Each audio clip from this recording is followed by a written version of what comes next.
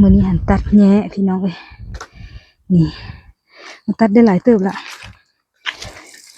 ตัวนี้อีแม่กำลังทากตัวนี้เฮาทากหนามมันจากที่เขาเซาะแล้วดิกล่องบอกก็ใหญ่เซาะแล้วตัดแล้วก็มาทากหนามบัดนี้เดี๋ยวเจ้าน้อยสิพาเลาะเบิ่งสวนแย่สิเจ้าเห็นบ่น้ำลำบากลำบุญขนาดนั้น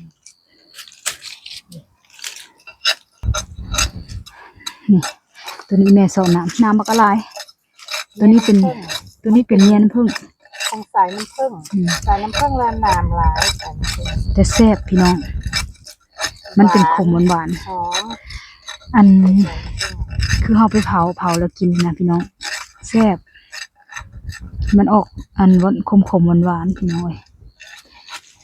อันตัวนี้โซนให้น้ำโบราณแล้วเดี๋ยวจะนอนเบิ่งอีแม่เซาะอันนี้แล้วสิพาเลาะเบิ่งสวนแย่บักหลายๆหน่อสิเจ้ามีแต่หน่อบักใหญ่